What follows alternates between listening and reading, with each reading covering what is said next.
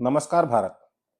पिछले वीडियो में हमने अश्विनी नक्षत्र से लेकर के अश्लेषा नक्षत्र तक के जन्म नक्षत्र में जन्मे हुए जातकों के मूल स्वभाव के बारे में चर्चा की थी।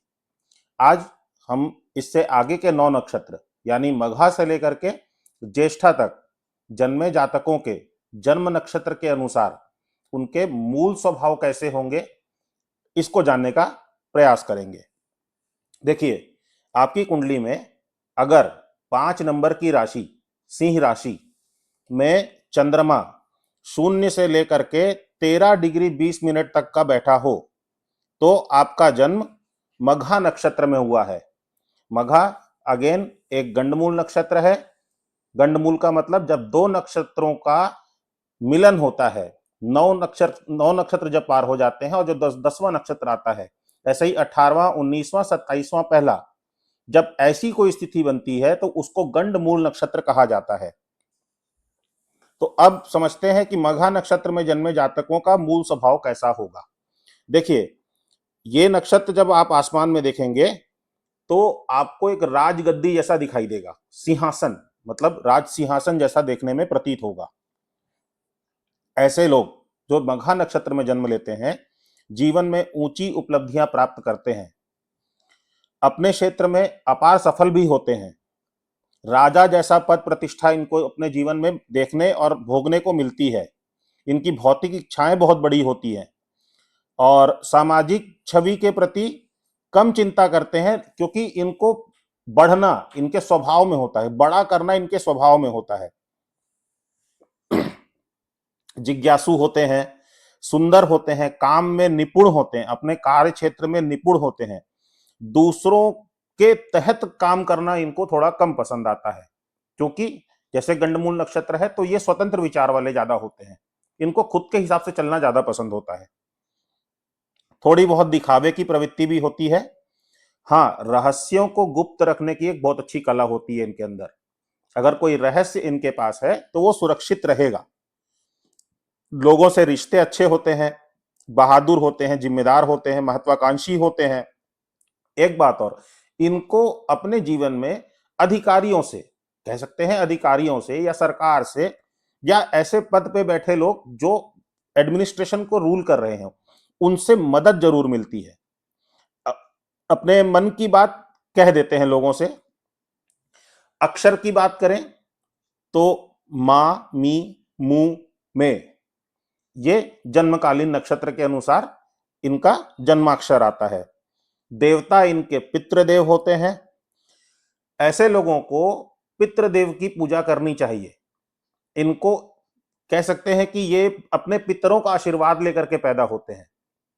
पितरों का बहुत अच्छा आशीर्वाद इनके साथ होता है और इनके जीवन के हर कठिन समय पे कहीं ना कहीं, जैसे हम कहते हैं ना कि हमारे पितर हमारी मदद करते हैं।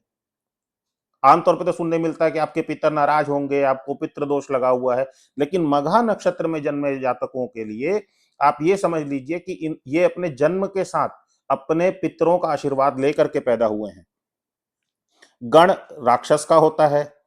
मंत्र की बात करेंगे तो ओम पितृभ्यो नमः, आप देख भी सकते हैं, स्क्रीन पर दिख जाएगा आपको। और इसके बाद अगर रोजगार के बारे में बात करें तो ऐसे लोगों को कॉन्ट्रैक्टर का काम, मेडिसिन का काम, केमिकल से रिलेटेड काम, और कह सकते हैं कि क्रिमिनल साइकोलॉजी या क्रिमिनोलॉजी की स्टडी, और रक्षा सेवा, डॉक्टर, और इमिटेशन ज्वेलरी, वेपन्स, इस तरह के कामों में इनको अच्छी सफलता मिलती है। इस नक्षत्र के ग्रह के स्वामी होते हैं केतु और नक्षत्र के स्वामी होते हैं पितृदेव। अब आइए बात करते हैं पूर्वा फाल्गुनी। पूर्वा फाल्गुनी नक्षत्र के बारे में जानेंगे। अगर आपका चंद्रमा सिंह राशि में ही, 5 नंबर की राशि में ही 13 डिग्री 20 मिनट से लेकर के 26 डिग्री 40 मिनट तक का बैठा हो, मतलब चंद्रमा के आगे जो डिग्री लिखी हो वो 13 डिग्री 20 मिनट से 26 डिग्री 40 मिनट के बीच हो, तो आपका जन्म पूर्वा फाल्गुनी नक्षत्र में हुआ है, जिसके स्वामी होते हैं शुक्रदेव। ये एक क्रूर नक्षत्र की संज्ञा में आता है। इसके बाद जैसे आप इस नक्षत्र को जब आप आसमान में देखेंगे तो आपको ऐसा दिखेगा जैसे किसी सोफा, जैसे महाराजा सोफा हम बोलते हैं, तो उसके सामने के दो पैर, कुछ इस तरीके का आपको दिखेगा ये नक्षत्र आसमान में देखने में। ऐसे लोगों में विलासिता, भोग, वैभव, ये इनके स्वभाव में होता है, इनके मूल स्वभाव में होता है। आत्मलीन किस्म के व्यक्ति होते हैं और नाम ख्याति पाने के लिए बहुत मतलब कह सकते हैं कि मेहनत करते हैं। ये चाहते हैं कि इनको नाम और ख्याति मिले समाज में। खुद को बड़ा दिखाने का शौक होता है, खुद को प्रेजेंट करने में, अपने आप को बड़ा दिखाने इनको अच्छा लगता है। और अगर जैसे आप देख सकते हैं कि मतलब इस तरीके का जब स्वभाव होता है तो व्यक्ति के जीवन में अगर कभी कठिन फेस आता है तो उसमें व्यक्ति क्रोधी स्वभाव का हो जाएगा। और दूसरों की आज्ञा पालन करना इनको भी पसंद नहीं आता है, क्योंकि अगेन एक क्रूर नक्षत्र है। इसके बाद अगर हम बात करें तो ईमानदार होते हैं। और ऐसी ऐसे नक्षत्र में जन्मी महिलाओं को भी दिखावे का शौक होता है। तो ऐसे नक्षत्र में जन्मी महिलाओं को अपने वैवाहिक जीवन के बाद थोड़ा अपने स्वभाव में ये परिवर्तन लाना चाहिए कि दिखावा कम करें, जिससे वैवाहिक जीवन में कठिनाई नहीं आएगी। न्यायपरायण लोग होते हैं, नेतृत्व का गुण इनके अंदर बहुत अच्छा होता है और एक अपने कंफर्ट जोन में जीना इनको ज्यादा पसंद आता है। और रोजगार के विषय में अगर बात करें तो गवर्नमेंट सर्विसेज हो गई, ट्रैवल से रिलेटेड कुछ काम हो गया, रेडियो जॉकी जो होते हैं उस तरह के लोग, एंटरटेनमेंट के क्षेत्र में ये लोग अच्छे होते हैं, सिंगिंग, सिनेमा, मतलब इस तरह के क्षेत्रों में ये अच्छा कर जाते हैं। इसके अलावा अच्छे स्पीकर होते हैं, अच्छे ओरेटर होते हैं। और शहद से जुड़ा धंधा, नमक से जुड़ा धंधा, म्यूजियम, आर्कियोलॉजी, इस तरह की चीजें, animal husbandry, veterinary doctor, surgeon, और इस तरह के अगर ये काम करें तो अच्छे होते हैं। गायनेकोलॉजिस्ट अच्छे बन सकते हैं ऐसे लोग। अब इसके बाद अगर हम आगे बात करें तो हमें हमें ये मिलेगा उत्तरा फाल्गुनी नक्षत्र, जिसके स्वामी सूर्य होते हैं। उत्तरा फाल्गुनी नक्षत्र में एक बात होती है कि इसका एक चरण सिंह राशि में आता है, बाकी के 3 चरण कन्या राशि में चले जाते हैं। जैसे हम जानते हैं सिंह राशि सूर्य के आधिपत्य में आती है, स्थिर राशि है, जबकि कन्या राशि बुध के आधिपत्य में आती है और द्विस्वभाव राशि है। तो इनके बर्ताव या स्वभाव या व्यक्तित्व की बात करें तो इसमें फर्क भी आएगा। जब आपका चंद्रमा 26 डिग्री 40 मिनट से 29 डिग्री 59 मिनट तक का 5 नंबर की राशि या सिंह राशि में बैठा हो, तब आप उत्तर फाल्गुनी नक्षत्र के पहले चरण में जन्म ले रहे हैं, जहां से आपकी राशि भी सिंह बन जाएगी। अब ऐसे स्थिति में जब आपका चंद्रमा यहां हो और दूसरी स्थिति में जब कन्या राशि में हो, तो कैसा फर्क आता है? क्योंकि पहला ही चरण होता है तो नक्षत्र के बहुत सारे मूल जो तत्व होते हैं वो व्यक्ति में नहीं आ पाते हैं। क्योंकि हम जानते हैं कि कोई चंद्रमा जब नक्षत्र के बीच में होता है, दूसरे और तीसरे चरण में, तब उस नक्षत्र के गुण ज्यादा प्रखर रूप से निखर के दिखते हैं। पहले और चौथे चरण में चंद्रमा या तो गुणों को अपना रहा होता है या चौथे चरण में उन गुणों को छोड़ के अगले गुणों की तरफ बढ़ रहा होता है। इस तरीके से इसको समझेंगे। इसको अगर आसमान में आप देखेंगे तो आपको, जैसे पूर्वा फाल्गुनी में हमने देखा कि सोफे के आगे के 2 पाए हमें नजर आ रहे थे, इसमें हमको सोफे के पीछे के 2 पाए नजर आएंगे। भोग विलास से निकल करके काम की तरफ बढ़ने की प्रवृत्ति, ऐसे लोग भोग विलास में ज्यादा नहीं जाते हैं, इनको काम करने के लिए आगे बढ़ के चलना पसंद होता है। स्वतंत्र विचारधारा के लोग होंगे और नैरो माइंडेड नहीं होते ऐसे लोग, और समाज में अपनी पहचान बनाने की इच्छा होती है जो, तो उसके लिए मतलब एग्रेसिव होते हैं, आगे बढ़ते हैं, चलते हैं, करते हैं, मेहनत करते हैं। इसके अलावा अगर हम बात करें तो थोड़ा क्रोधी स्वभाव, उग्र स्वभाव होगा और प्रतिस्पर्धा इनके अंदर होगी। ऊंचे मकाम तक पहुंचते हैं। उत्तरा फाल्गुनी नक्षत्र में जन्मे लोग भी ऊंचे मकाम तक पहुंचते हैं, कहीं ना कहीं मेहनत करके ये अपने जीवन को बेहतर और ख्यातिपूर्ण बना लेते हैं। सख्त निर्णय लेने में ऐसे लोग बहुत अच्छे होते हैं। इसके अलावा बात करें तो कला, आत्मविश्वास बहुत अच्छा होता है। और जो उत्तरा फाल्गुनी नक्षत्र की जो पैदाइश होती है, ऐसे लोग उच्च पद पर बैठ करके लोगों के लिए अच्छा करना इनके स्वभाव में होता है। अगर इनको अच्छा पद मिल जाए समाज में, तो ये लोगों के बेहतरी के लिए अच्छे काम करेंगे और अपनी बात के पक्के होंगे। कह सकते हैं ना कि वो मैन ऑफ वर्ड जिसको बोलते हैं हम, उस तरीके के लोग होंगे। और कई बार किसी कारणवश स्वार्थी भी हो जाते हैं नेचर में।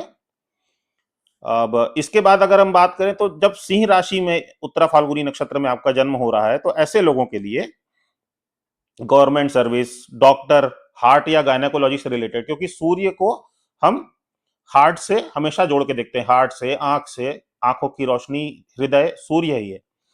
और क्योंकि कहीं ना कहीं इस नक्षत्र का विस्तार बुध की राशि कन्या राशि में भी होता है, तो गायनेकोलॉजी भी ऐसे लोगों के प्रोफेशन में शामिल हो सकती है।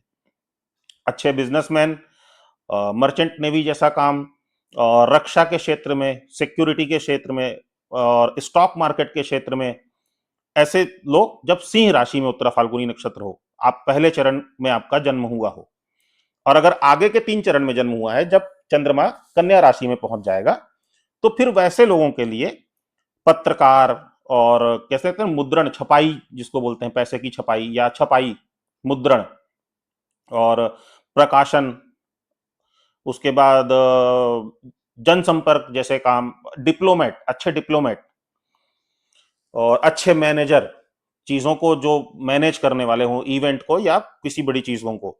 बहुत अच्छे ज्योतिष भी हो सकते हैं जब कन्या राशि में चंद्रमा हो आपका। और इसके बाद में वो ग्राफोलॉजिस्ट बोलते हैं, ग्राफोलॉजिस्ट भी एक प्रोफेशन होता है एक तरह का, ग्राफ वगैरह के विषय में काम करना। टेलीकॉम, क्योंकि बुध है तो कहीं ना कहीं कम्युनिकेशन का कारक हो जाता है टेलीकॉम सेक्टर में। उसके बाद डॉक्टर के बारे में तो मैंने जैसे पहले भी बोला कि मेडिकल के फील्ड में गायनेकोलॉजी से रिलेटेड काम हो गया।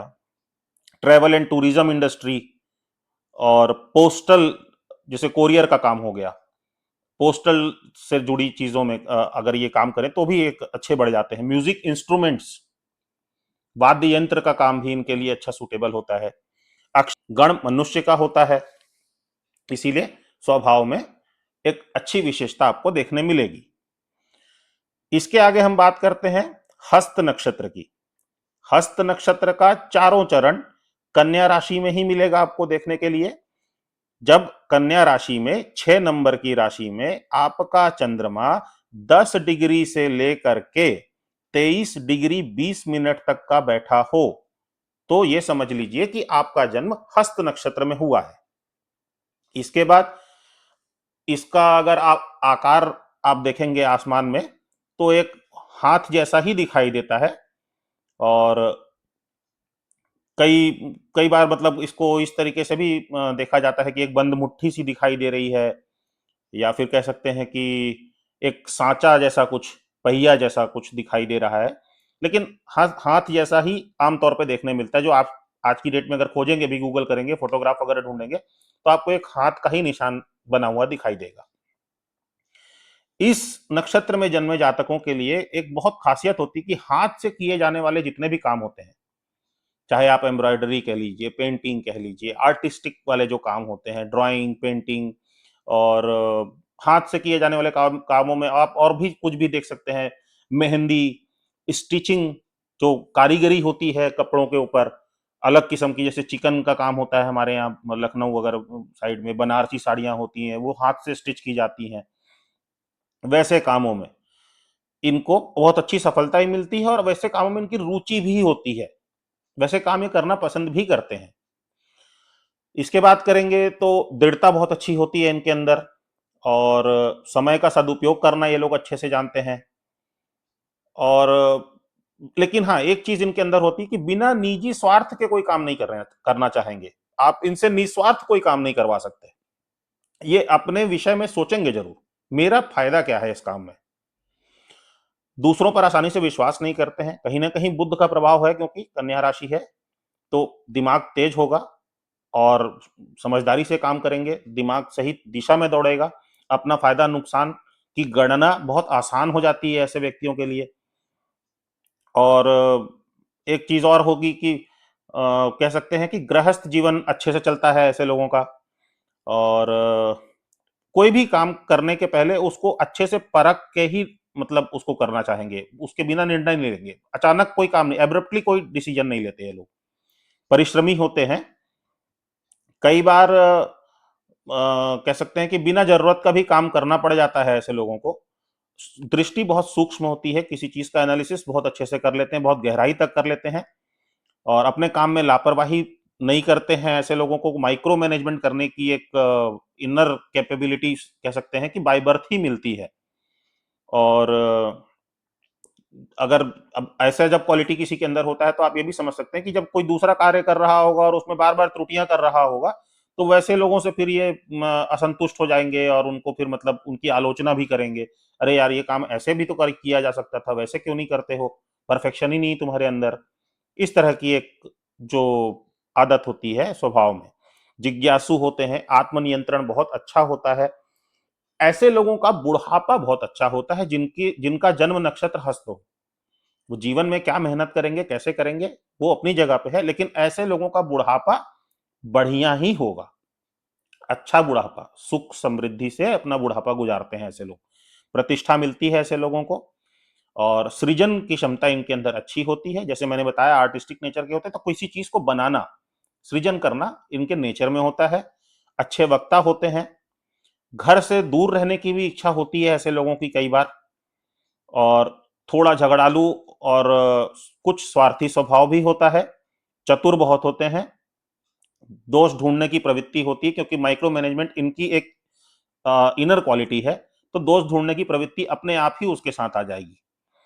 जीवन में उतार चढ़ाव भी आता है इनके। काम के विषय में बात करें तो ऐसे लोग ट्रेडिंग का काम करें।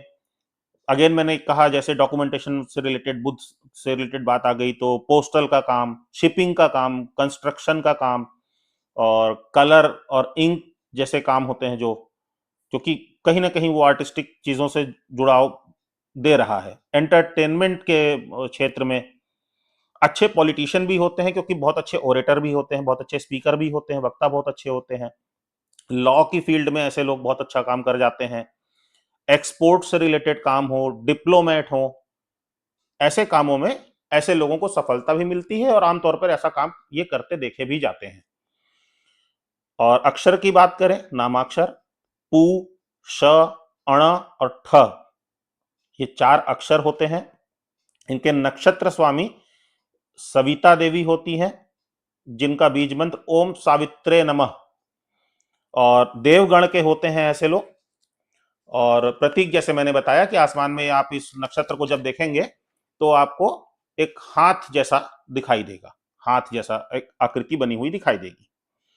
इसके बाद अब आगे चलते हैं, हम चित्रा नक्षत्र की बात करते हैं। चित्रा नक्षत्र के साथ में एक चीज ये है कि इसके 2 चरण कन्या राशि में आते हैं और 2 चरण तुला राशि में चले जाते हैं। अब यहां पे प्रॉब्लम ये होती है कि 2 चरण शुरुआती जो हैं वो द्विस्वभाव प्रकृति की राशि में आ रहे हैं, बुध की राशि में आ रहे हैं, जो पृथ्वी तत्व है। और 2 चरण आपको चर राशि में चले जा रहे हैं, तुला राशि में, जो वायु तत्व है। तो काफी हद तक फर्क आएगा अलग अलग चरण में, इनके स्वभाव में भी और इनके कार्य क्षेत्र में जो इनका इंटरेस्ट होगा उसमें भी। आइए इस बात को समझने की कोशिश करते हैं। इनके स्वामी होते हैं विश्वकर्मा देव। और अगर मंत्र की बात करें उनके बीज मंत्र की, तो ओम विश्वकर्मणे नमः, ये उनका मंत्र होता है। इसके बाद आगे जैसे हम बात करें तो गण असुर आएगा, या राक्षस कह लीजिए। इसके बाद अगर हम आगे इस नक्षत्र को समझने की कोशिश करें तो एक बड़ा चमकीला रत्न जैसा दिखाई देगा। और ये लोग ऐसे होते हैं कि इनको किसी भी काम की या चीज की बनावट को लेकर के ना बहुत चिंता होती है। मतलब कह सकते हैं कि किसी काम में या किसी चीज को बना रहे हैं, या कोई चीज बनी हुई है या परोसी हुई है, तो उसकी जो बनावट होगी उसकी, उसको लेकर के बहुत चिंतित रहते हैं। मतलब उसमें फ्लॉज ना रह जाए, कोई कमी ना निकाले। इनको बहुत मन दुखता है अगर इनके किसी काम में कोई कमी निकालता है तो। सृजनात्मक लोग होते हैं और कैसे कह सकते हैं कि जैसे मैंने बताया कि फ्लॉज वाली बात, तो अपने काम को बहुत सटीक तरीके से करने की कोशिश करते हैं, अपना हर संभव अपना 100% लगाते हैं कि जो एक काम ये कर रहे हैं वो बहुत परफेक्शन के साथ हो, ताकि कोई कमी या गलती ना निकाले, क्योंकि वहीं से उनको तारीफ मिलेगी और उसी के लिए ये प्रयासरत रहते हैं। और इनकी कोशिश होती है कि इनके किसी अच्छे काम या इनके किसी समाज से हट के कुछ काम या ऐसा कोई काम जो कोई ना कर रहा हो, ऐसा कुछ करें जिसकी वजह से समाज में इनको ख्याति मिले। उसके बाद कह सकते हैं कि अगर इनके आसपास कोई घटना होती है या घटती है तो ये ऊपर ऊपर से उसको नहीं देखते, उसके मूल कारण को ढूंढने की कोशिश करते हैं। इनके जीवन में घटने वाली घटनाओं के मूल कारण को भी खोजना एक प्रवृत्ति है इनके अंदर। वैज्ञानिक और तकनीकी क्षेत्र में ऐसे लोग बहुत कारगर होते हैं। और अगर हाँ, अब मैं बात करूं कि जब पहले दो चरण कन्या राशि में रह रहे हैं तो ये लोग सुंदर होंगे, मेहनती होंगे, अच्छे वक्ता होंगे, निर्भय होंगे, थोड़े विवाद प्रिय, गुस्सैल और चिड़चिड़ापन भी कन्या राशि में जब रहेगा ये नक्षत्र उनके स्वभाव में आएगा। लेकिन जब यही चीज तुला राशि में, जब आखिरी के दो चरण, तीसरा और चौथा चरण जब तुला राशि में चला जाता है, वहां पे ये व्यक्ति, ये इनके इनर स्वभाव में आदर्शवादी स्वभाव, विवेकी स्वभाव, वैज्ञानिक चिंतन, अंतः प्रज्ञा, अंदर से खुद को जानना, ऐसी चीजें दे देता है। और कन्या राशि में जब ये नक्षत्र हो तो अगर काम की बात करें तो अगेन वही बुद्ध से रिलेटेड काम आ रहे हैं फिर से, मुद्रण, प्रकाशन, लेखक, कंस्ट्रक्शन, ब्रोकर। और लेकिन हाँ, थोड़ा सा उग्रता भी आ जाएगी इसमें, तो फिर वहां पे आर्म्ड फोर्सेस, सिक्योरिटी का काम, income tax, manufacturing, excavation, electricity, mechanic, engineer, criminal lawyer और इस तरह की चीजें, फिंगरप्रिंट से संबंधित काम, इस तरह की चीजें, और इत्र से जुड़ा काम, ऐसी ऐसे काम जब कन्या राशि का चित्रा नक्षत्र हो। और जब तुला राशि का चित्रा नक्षत्र हो तो फिर वहां पे लॉ, डॉक्टर, साइंटिस्ट, दार्शनिक होते हैं। अगर ये उस फील्ड में नहीं जा रहे हैं तो अगर अध्यात्म की तरफ जाएंगे तो दार्शनिक होंगे, धार्मिक होंगे, धर्म में काफी जुड़ाव रहेगा, ट्रेडिंग का काम, कमीशन का काम, और कमीशन एजेंट जैसे होते हैं ना। और इसके बाद फिर सिक्योरिटी, पुलिस, कॉन्ट्रैक्टर, मुद्रण, चित्रलेखा, क्योंकि ये नक्षत्र की ही विशेषता है। तुला राशि में जब आएंगे तो मेकअप आर्टिस्ट, इत्र, तेल, ऑयल, और खेल से संबंधित काम, singing, musical instrument, telecom, electronic, quality control department जो होता है, वैसी चीजों में, वैसी जगहों में ये लोग अच्छा काम करते हैं। और इस तरह के काम करते ही प्रायः देखे जाते हैं चित्रा नक्षत्र के जन्मे लोग। इसके बाद जब हम बात करेंगे स्वाति नक्षत्र की, स्वाति नक्षत्र चारों चरण तुला राशि में ही आएंगे। और जब भी आप देखें कि 6 डिग्री 40 मिनट से लेकर के 6 डिग्री 20 मिनट तक का, 20 डिग्री तक का, 6 डिग्री 40 मिनट से लेकर के 20 डिग्री तक का चंद्रमा जब आपका तुला राशि में बैठा हो, कहीं पे भी 7 नंबर की राशि में, तुला राशि में, तो आपको देखने को मिलेगा कि आपका जन्म स्वाति नक्षत्र में हुआ है।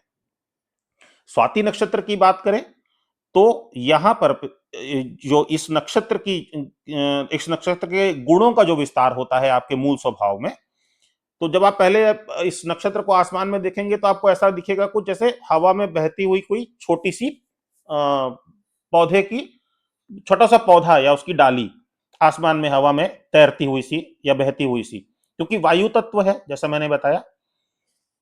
इसके बाद इसके गुणों की बात करें तो जैसे अडेप्टेबल होते हैं लोग, क्योंकि तुला राशि जैसे कहते हैं ना, एक तराजू जैसी दिखती है, बैलेंस बना के चलने वाली राशि, तो ऐसे लोग अडेप्टेबल होते हैं। व्याकुलता बहुत होती है इनके अंदर में, बुद्धिमत्ता बहुत अच्छी होती है, निर्णय लेने में थोड़ा वक्त लगाते हैं क्योंकि सोच समझ के ही निर्णय लेते हैं, और निर्णय सही लेते हैं, क्योंकि देरी लगाते हैं, सोच समझ के लेते हैं, इसलिए निर्णय सही लेते हैं। दूरदृष्टि होती है, किसी पक्ष कोई सामने अगर कोई समस्या या घटना या कोई डिसीजन इनको लेना है तो उसके दूर के छुपे पक्षों को भी ये गहन सोच से जानने की कोशिश करते हैं, उसके बाद ही कोई डिसीजन लेते हैं। जैसा मैंने कहा, तुला राशि होने की वजह से बैलेंस बनाने में विश्वास रखते हैं ऐसे लोग। मन चंचल भी होता है, कई बार काम में टाल मटोल भी करते हैं ऐसे लोग। और एक बात कह सकते हैं कि ऐसे लोग अच्छे स्टूडेंट होंगे। जैसे इनको कोई चीज सिखाई जाए तो बहुत तल्लीनता से उस चीज को सीखना पसंद करेंगे और निरंतर सीखते हैं, जीवन भर प्रयासरत रहते हैं, सीखते हैं चीजों को।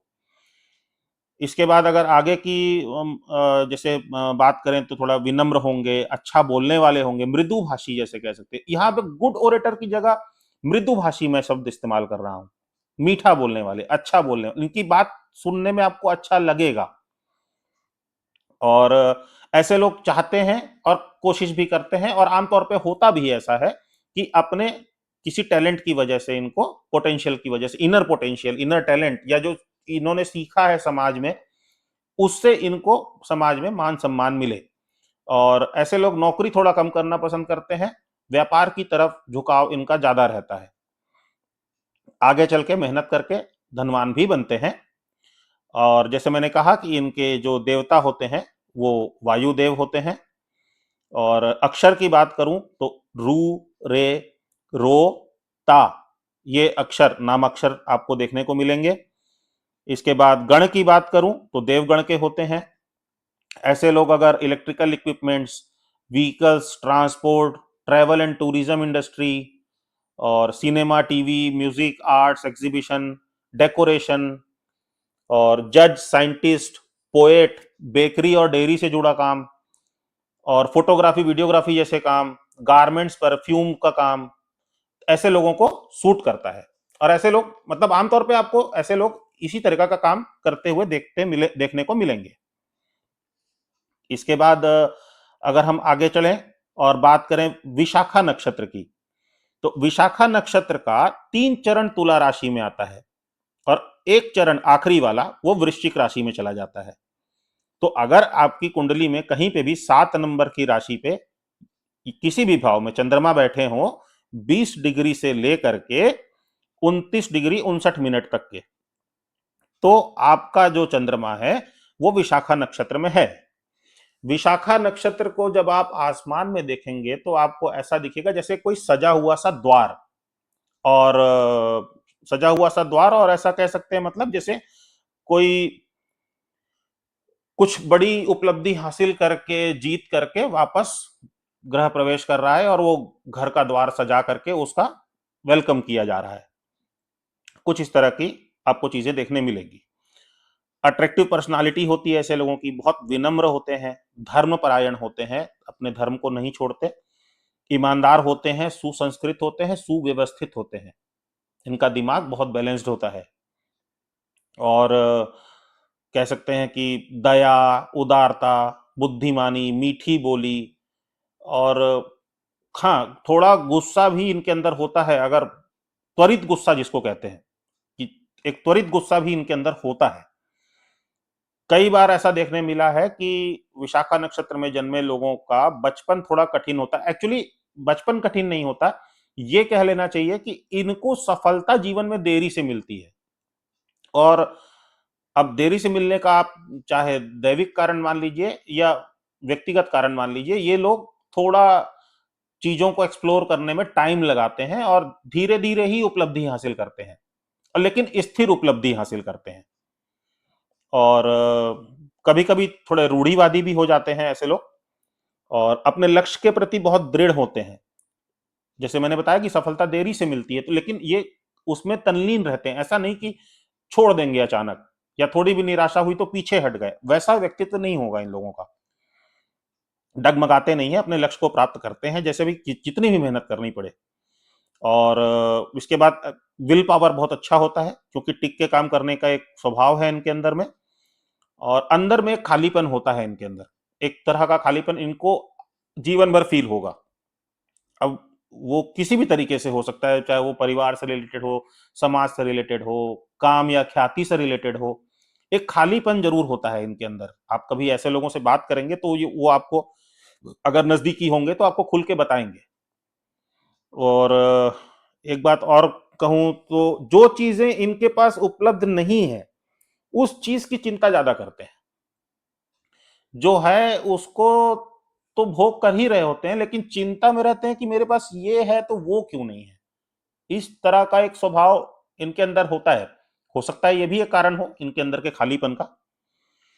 और नक्षत्र के बीच का चरण हो, जैसे मैंने कहा ना कि 4 चरणों में दूसरा और तीसरा जो चरण होता है वो ज्यादा मजबूती लिया होता है चंद्रमा उस समय, क्योंकि उसके गुण बहुत ज्यादा अच्छे से भरे होते हैं। जैसे विशाखा नक्षत्र का दूसरा या तीसरे चरण का जन्म हो तो ऐसे लोग आध्यात्म की तरफ बढ़ते हैं। ये बात मतलब, अब वो कितने आगे बढ़ेंगे, वो पंडित ही बन जाएंगे, वो ज्योतिषी बन जाएंगे, वो एक अलग बात है। लेकिन ऐसी कंडीशन में वो लोग भौतिक जगत से ज्यादा आध्यात्म की तरफ बढ़ते हैं। ये चीज इनके साथ होती है, ज्ञान की तरफ बढ़ते हैं, समझ लीजिए अंतर्ज्ञान। जैसे मैंने कहा था ना कि दया, उदारता, बुद्धिमानी और धर्म परायण, इस तरह के सुसंस्कृत सुव्यवस्थित होते हैं, तो धर्म की तरफ थोड़ा इनका खिंचाव या बढ़ाव जाता है। और इसके बाद अगर हम और आगे कहीं बात करें तो किसी अपनी लाइफ में कभी कभी ईर्ष्या का भी भाव आता है इनके अंदर। खैर, वो एक अलग बात है। और लक्ष्य को प्राप्त करने में समय लगता है, और कई बार ये देखा गया है कि ऐसे ऐसे व्यक्ति, ऐसे नक्षत्र में जन्मे व्यक्ति खुद ही कारण होते हैं देरी का। स्वामी इनके इंद्राग्नि होते हैं, जैसे इंद्र और अग्नि का मेल। मंत्र की बात करूं, बीज मंत्र ओम इंद्राग्निभ्याम नमः, राक्षस गण होता है। अब आगे चलते हैं तो समझते हैं अनुराधा नक्षत्र को।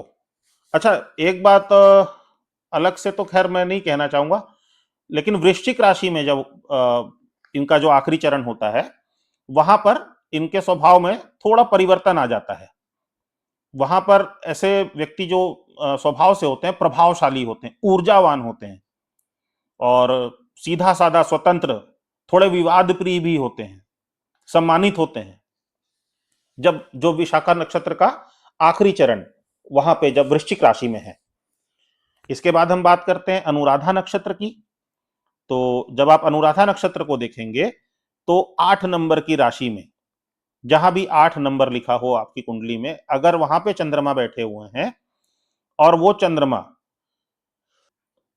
3 डिग्री 20 मिनट से 3 डिग्री 20 मिनट से 16 डिग्री 40 मिनट तक के बैठे हों, तो ये आपके अनुराधा नक्षत्र में होंगे। अब ये मंगल की राशि है, यहां शक्ति और ऊर्जा की बात होगी, लेकिन प्रकृति तत्व जल है। 4 8 12 जल तत्व की राशियां होती है। इमोशन भी बहुत स्ट्रांग होता है। अब यहां पे एक बात करें तो जैसे उसका जो आकार दिखता है आसमान में, आप जब देखेंगे तो एक छड़ी जैसा दिखाई देगा।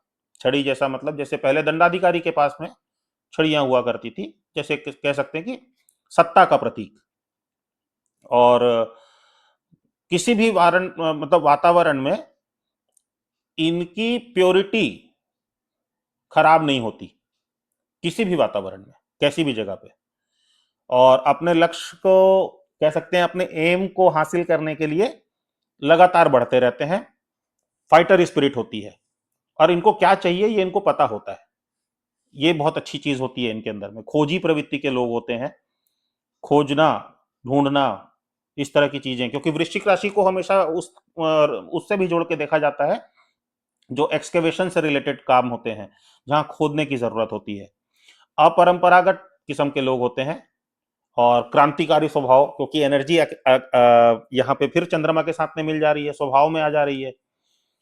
थोड़ा नैतिक मूल्यों से अपने समझौता नहीं करते, जैसा कि मैंने पहले भी कहा कि मतलब इनकी पवित्रता भंग ना हो, इस चीज की ये बहुत ध्यान रखते हैं इस चीज का। और इनके सामने कोई बनावटी या झूठी चीज परोसी जा रही होगी या बताई जा रही होगी तो उसके पीछे के सच को समझ लेते हैं लोग।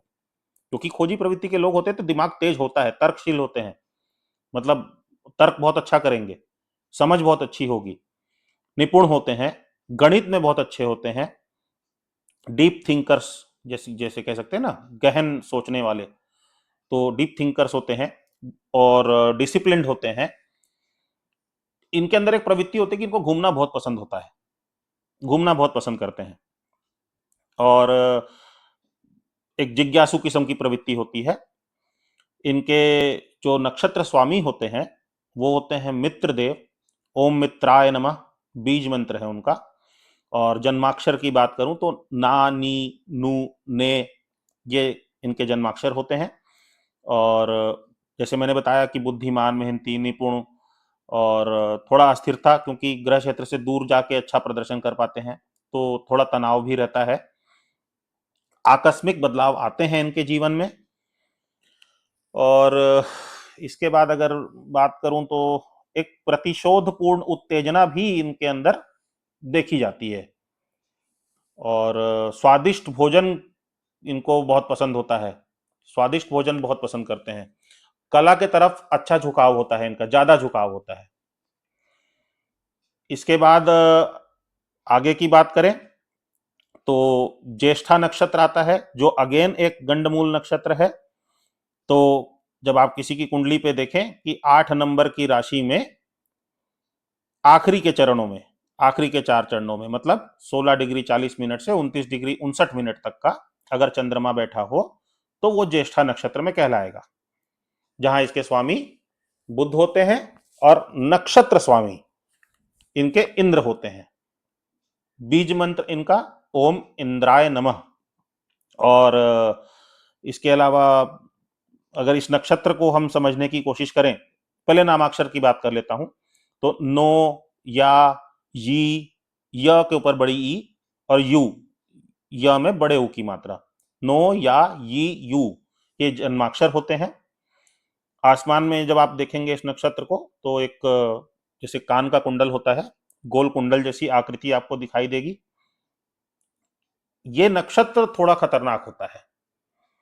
ज्येष्ठा नक्षत्र के विषय में थोड़ा सोच समझ के ही किसी किस्म का कह सकते हैं कि कोई टिप्पणी करनी चाहिए, क्योंकि ऐसे व्यक्तियों में क्रूरता बहुत होती है।